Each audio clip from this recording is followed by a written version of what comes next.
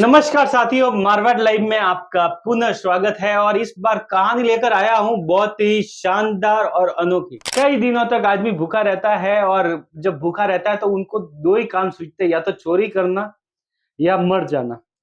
मगर इस व्यक्ति ने चुना अपनी जीवन को संवारने का एक नया तरीका। जाता कहीं ना कहीं डांस शो में जाता, छोटी उम्र में 5 वर्षों की उम्र से डांस शो करने जाता रंगमंच पे। मगर इनको वाव की भूख नहीं थी, इनको और भूख थी, क्योंकि कई दिनों तक रोटियां नहीं मिलती थी इनको, इनके परिवार को नहीं मिल पाते थे। मगर इन्होंने मंच पकड़ना चाहा और इन्होंने निर्णय लिया कि मैं भजन कलाकार बनूंगा। और कोशिश करते रहे और एक बार ऐसा भी आया कि इन्होंने प्रथम शुरुआत की और प्रथम गाना गाने का प्रयास किया। मगर रिकॉर्डिंग के लिए पैसे नहीं थे, तो इनकी माताजी ने अपने कानों की बालियां बेच। आगे जाकर वही डांसर मनोज कुमार बनता है इस राजस्थान की भूमि का एक ऐसा कलाकार जो गोडवाड़ नहीं, पूरे मारवाड़ की भूमि पर छा जाता है और राजस्थान की भूमि पर। और हर डीजे पर भजन कलाकारों में उनका नाम हो जाता है और उनका आवाज सुनने के लिए प्रेरित हो जाते हैं और धीरे धीरे वो राजस्थान के भजन सम्राटों में आने लगता है। आइए मिलते हैं मनीष परियार से, जिन्होंने माधव जी प्रणवा हालिया, हर बोलो लाल जी ऐसे गाने दिए राजस्थान की भूमि पर। मनीष जी परियार, कैसे हो आप? बस ठीक है सर। मनीष जी, कैसे शुरुआत हुई रंगमंच की आपकी? बचपन में मैं ज्यादातर डांस करता था। हर प्रोग्राम में गांव में छोटे मोटे कार्यक्रम होते थे, घर वाले मना करते थे, उनके बावजूद भी मैं बचपन से चुपके से मैं डांस करने जाता था। लेकिन किसी के कुछ आगे जाने के लिए किसी न किसी का सपोर्ट चाहिए, लेकिन सपोर्ट किसी का मिला नहीं था। उसके बाद में थोड़ा थोड़ा संगीत क्षेत्र में मैंने मेहनत करते गया। पूरी रात डांस करता था। उनके बाद में मैं आधी रात को डांस करता था, आधी रात में पूरी वो जो सिंगर गाता था उनको सुनता था कि भाई ये क्या गा रहा है और क्या ये बोल रहा है, पूरा सुनता था। घर पे आके उसको पूरा रिपीट करता था, याद करता था। एग्जाम्पल जो एग्जाम होते हैं स्कूल के, उसी तरह मैं ये पूरा ये रिपीट करता था कि भाई कुछ ना कुछ मैं भी सीखूं, कुछ ना कुछ मैं भी गाऊं, कुछ ना कुछ मैं भी कोई आगे जाऊं, तो मेरा परिवार का मैं आगे सोचूं परिवार के लिए। लेकिन भगवान ने कृपा की और लोगों ने मेरे गाने सुने और लोगों ने मेरे को बहुत प्यार दिया। तो मैं आज इस मंच पे मैं आज खड़ा हुआ और लोगों के बीच में लोगों को, जैसे लोगों के गाने आते हैं, लोग बोल रहे कि मनीष भाई ये गाओ, मनीष भाई ये गाओ, लोगों की फरमाइश हम पूरी आज भी कर रहे हैं। हर बोलो लाल जियो की शुरुआत कैसे हुई? बचपन में एक सॉन्ग था, हालांकि सॉन्ग कोई मैंने नहीं बनाया था, लेकिन वो पहले से पुराना सॉन्ग था। लेकिन मैंने उस कैसेट पे सुना था कि ये कोई शंकर भगवान का। मैंने सोचा क्यों नहीं इसको नए तर्ज में मैं मेरे हिसाब से मैं गाऊं। बोल वो के वही है, थोड़ा म्यूजिक चेंज किया। लेकिन अब वो रिकॉर्डिंग करने के लिए पैसे कहाँ से लाए? आजकल तो भी कोई भी गाना बनाने के लिए MP3 के देने पड़ते, वीडियो के देने पड़ते। लेकिन क्या पैसे चाहिए थे, पैसे है नहीं तो लाए कहाँ से? उधार देने के लिए भी नहीं थे, क्योंकि हमारा बैकग्राउंड अच्छा नहीं था। कमाने वाला भी तो चाहिए अंदर परिवार के अंदर। लेकिन माताजी से मैंने, मेरी माँ से कहा कि माँ ने बेटा चिंता मत कर, मैं मेरा सपोर्ट चाहिए, तेरे को चीज दे रही हूँ कि किसी को दे दे और तू तेरा ये बना दे। मैंने माँ को वचन दिया था कि माँ मैं ये तेरा कर्ज में ये कभी चुका नहीं पाऊंगा, लेकिन मैं मेरी मेहनत पूरी करूंगा। लेकिन वो मेहनत की आज, तो आज वो सॉन्ग मेरा अरबुलाल को बनाया था, चला वो गाना और लोगों ने खूब प्यार दिया, लोगों ने खूब सपोर्ट किया मेरा, लोगों ने सुना और लोगों ने खूब प्यार दिया। तो आज भी वो सॉन्ग मेरा बज रहा है। उनके बाद अनेकों मैंने कोरोना पे गाया, बीपर जॉय पे गाया। अभी हाल ही में मैंने परशुराम जी पे सॉन्ग गाया था, अरे बाबा निर्वाणी। हालांकि कोई सॉन्ग मैंने नहीं बनाया, सॉन्ग पहले से है, लेकिन मैंने मेरे टैलेंट मेरे तजुर्बे से मैंने थोड़ा वो देसी गोडवाड़ की भाषा में मैंने गाया, तो लोगों ने उसको भी खूब प्यार दिया। ऐसे अनेकों सॉन्ग मैंने मामा जी महाराज के अनेकों मैंने ऐसी भजन गाए। आज भी लोग मेरे को बहुत प्यार दे रहे हैं और आगे भी लोगों की जो फरमाइश होगी मैं पूरी 100% पूरी करने की मैं कोशिश करूंगा। मनीष जी, भूखे रहने का सवाल क्या है? कितने दिनों तक भूखे रहे आप? सर वो समय बहुत खराब था उस समय के, हमारे परिवार में ऐसा कमाने वाला नहीं थे और बहुत गरीब स्थिति से हमारे परिवार को, तो पिताजी भी इतने नहीं कमाने वाले नहीं थे। बड़ा भाई भी स्कूल में पढ़ रहा था, मैं भी पढ़ता था, लेकिन मैं 6ठी क्लास तक ही पढ़ा क्योंकि मेरे पास पैसे नहीं थे पढ़ने के लिए। मैंने कुछ सोचा कि हम भी कुछ करें और आगे जाए, पढ़े, लेकिन पढ़ने के लिए भी तो थोड़े बहुत तो पैसे चाहिए, लेकिन पैसे नहीं थे। कभी खाना खाते थे, कभी नहीं खाते थे, कभी कुछ किसी से मांग के खा लेते थे, अंकल के घर पे खा लेते थे। बहुत स्थिति बहुत खराब थी। फिर धीरे-धीरे मैं 15 अगस्त में भी मैं रहता था। एकमात्र एक पेन के लिए मैं 10 दिन पूरी तैयारी करता था जी, डांस की। जी। एकमात्र पेन 15 अगस्त में मेरे को स्कूल में एक पेन मिलती थी इनाम के रूप में। उस 3 घंटे के लिए उस पेन के लिए लाइन में खड़ा रहता था। सुबह 4 बजे उठ के मैं धोती-पोती पहन के तैयार हो जाता था। पैदल घर से स्कूल में जाता था, वहाँ डांस करता था। वहाँ से फिर हाई सेकेंडरी में मैं जाता था। वही धोती-पोती पूरे मार्केट से मैं पैदल चल के जाता था। वहाँ पे भी मैं डांस करता था। उसके बाद में सम्मानित के लिए मेरे को एक पेन दी जाती थी। छोटा-सा मोमेंट हो, वही सम्मान था मेरे लिए। मैंने सोचा था कुछ न कभी तो मेरे मालिक, मेरे भगवान मुझे भी कुछ न कुछ देंगे।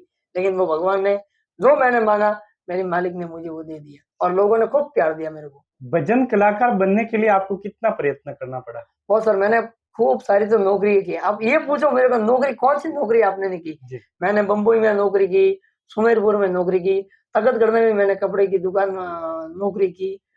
अनेकों ऐसे-ऐसे जगह पे मैंने नौकरी की।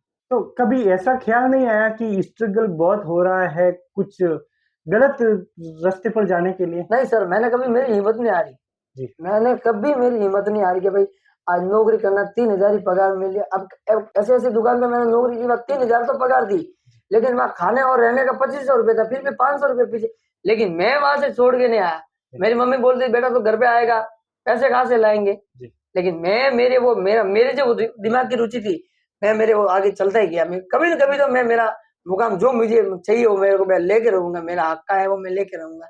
लेकिन वो मालिक ने मुझे स्वीकार करके भगवान ने मेरे को दे दिया और लोगों ने मेरे को लोग हर मेरे सॉन्ग सुनते और लोग मेरे को आज की तारीख में मैं नहीं मानता हूँ कि मैं अभी भी मैं नहीं मान रहा हूँ कि मैं कोई बड़ा कलाकार हो गया हूँ।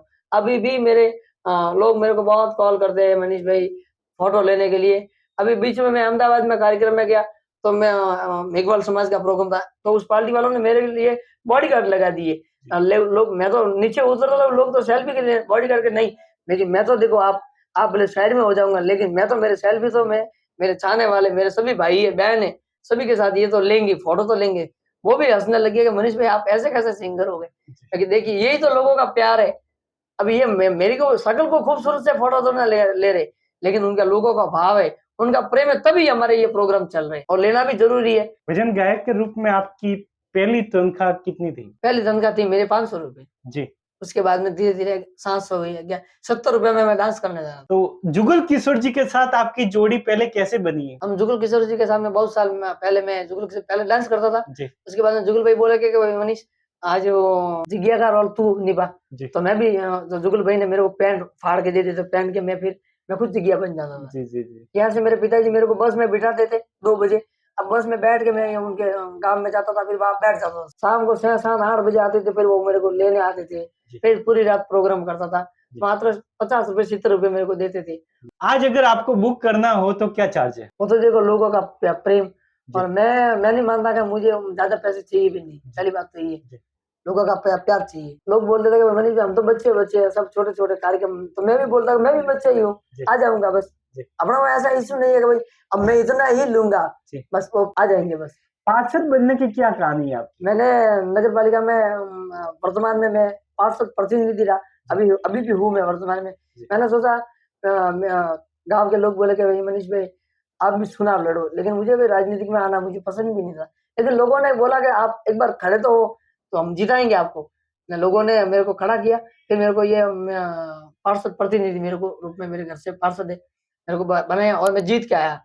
तो ये मुझे लगा कि कुछ न कुछ मैंने कोई लोगों का अच्छा रखा, तभी नगर पालिका में चुनाव लड़ना और सबसे बड़ी बात खुद के वार्ड में अगर जीत के जाना, ये मेरे लिए बहुत सौभाग्य की बात है। खुद के वार्ड में और खुद की गली के अंदर, चलो गाँव तो बड़ा है, तखतगढ़ बड़ा गाँव है, लेकिन खुद के वार्ड से अगर चुनाव लड़ना और वहाँ से प्रथम बार टिकट का मिलना और वहाँ से जीत के जाना, ये मेरे लिए बहुत बड़ी बात है। आपको गोडवाड़ का किंग किसने उपाधि दी? तो किसी ने उपाधि नहीं, बस लोग मेरे को जानते कि ये गोडवाड़ी भाषा में गाता है। जी, ये मनीष छोटा है, जी, लेकिन ये गाता है तो ये जब ये मनीष मैं कभी जोधपुर मंच पे जाता हूँ, कभी मेवाड़ मंच पे जाता हूँ, तो वो लोग ऑटोमेटिक बोलने लगे भाई ये गोडवाड़ से आया हुआ है, इसकी भाषा ही एक ऐसी है, तो लोग बोलते कि ये गोडवाड़ से गाया गया है, गोडवाड़ से गाया गया है। एक भजन कलाकार और उसके भीतर कॉमेडी करना, ये कहाँ तक सार्थक हुआ और किससे सीखे आप? बस मैं बचपन से तो आप सोच लो ना, मैं जुगल जिग्या पिंडिया के साथ मैं काम कर रहा जी, था, जी, जी, तो जी। फिर वो आप थोड़ी बहुत तो वो आ जाती है उसमें टैलेंट तो अभी, जी, और लाना ही पड़ता है। लोगों को तो अब क्या चाहिए, लोगों को देखो भजन भी चाहिए, ज्ञान के भी भजन चाहिए, कॉमेडी भी चाहिए, जी। हँसी-मज़ाक भी चाहिए, अच्छी शिक्षा भी चाहिए। तो यही अपने कलाकार के अंदर होना बहुत ज़रूरी होता है, और कलाकार का मतलब यही होता है कि सभी लोगों को खुश करना, यही लोग सुनने कोई शक्ल देख के थोड़ी ना आते, लोग उसको सुनने आते, देखने आते कि ये क्या गाता है, क्या इसकी कॉमेडी है, क्या बोलता है, वो सब सुनने के लिए आते हैं। सुना है कि आप समाज सेवा भी करते हैं, क्या-क्या समाज जी, सेवा करते जी हैं? सर, करते हैं। हमारे हमारे समाज में छोटे-छोटे बच्चे होते हैं हमारे समाज में, कभी कोई कोई शिक्षा के क्षेत्र में है, कभी ऐसा कोई हॉस्पिटल के संबंधित में काम होता है, तो मैं अग्रणी रहता हूँ। हमारे यहाँ पे कई सारे ऐसे-ऐसे मंडल बने हुए, उसका मैं अध्यक्ष भी रह चुका हूँ। जी, ऐसे कोई भी ऐसे कोई परिवार होते हैं, वो बोलते हैं कि मनीष भाई, मुझे पता है कि मैंने तो मेरे बचपन में कोई मेरे पीछे खड़ा नहीं था, लेकिन मैं सोच रहा हूँ कि भाई अभी मैं बना हूँ तो मैं तो कुछ करूँ। जी, जी। मेरे ये भाव है मन के। तो लोगों के काफ़ी लोग ऐसे हैं, उनके मैं मेरी जितनी होती है उतनी मैं मेरे हिसाब से उनकी मैं हेल्प करता आप अपना गुरु किसे मानते हो? हूँ। गुरु तो प्रथम तो मेरे माता-पिता गुरु है। जी। उन्होंने मेरे को पाल-पोस कर बड़ा किया। आज तक बड़े-बड़े प्रोग्राम आपने कहाँ पर किए? मैंने सर जोधपुर में किया, परशुराम जी में किया, एक बार मैं पचपदरा गया था, वहाँ पे भी बड़ा कार्यक्रम था, मेवाड़ में करके आया। अभी होते रहते हैं अहमदाबाद, कई काफ़ी सारा साउथ में वगैरह, बॉम्बे, पूना करता रहता हूँ। लोग मनीष परियार को किस तरह से पहचाने? सर देखिए, मेरी एक तो गायकी, जी, और मैं सबसे बड़ी बात तो उनको लगता है कि ये कलाकार है क्या, कॉमेडी कलाकार है, वो खुद कंफ्यूज हो जाते हैं। मैं खुद कंफ्यूज हो जी, जाता हूँ कि मैं गायक हो गया, मैं खुद कॉमेडी, मुझे भी खुद, मैं जब मंच पे बैठता हूँ, तो लोग तो मेरे को बोल देते हैं, "मनीष भाई खड़े हो।" उनको पता है ये खड़े होगा तभी, मैं तो खुद कभी-कभी हमारे साथ डांसर आते हैं, डांस को मैं उनको भी मैंने पार्टी वाले ऐसे नहीं बोलता कि मनीष भाई डांसर, उनको पता है ये खुद भी डांस की तरफ को पूरा-पूरा ये डांस भी यही करता है, कॉमेडी भी यही करता है, भजन भी यही करता है।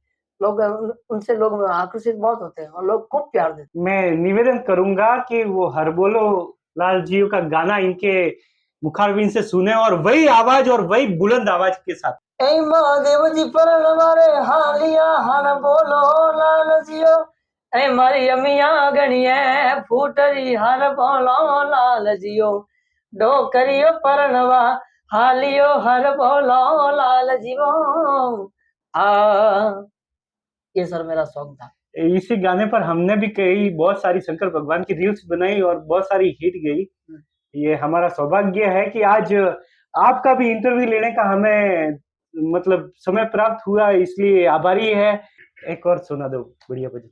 अभी मैंने वर्तमान में परशुराम जी में गाया था, जी, वो भजन आपको मैं, हालाँकि मेरा वो भजन नहीं है, जी, भजन वो है पहले से है, कई जी, सालों से, सदियों से चल रहा है। जी, लेकिन वो मैंने एक मेरी देशी भाषा मेरी भाषा, जी, जी, वो मेरी भाषा में गाया जी। मैंने। ऐ जियो डोगरा निर्वाणी मगरों में माया थे मोडी, अरे डोगरा निर्वाणी ए माड़ों में माया थे मोडी, अरे डोगरा निर्वाणी और ये बिफोर जॉय वाला।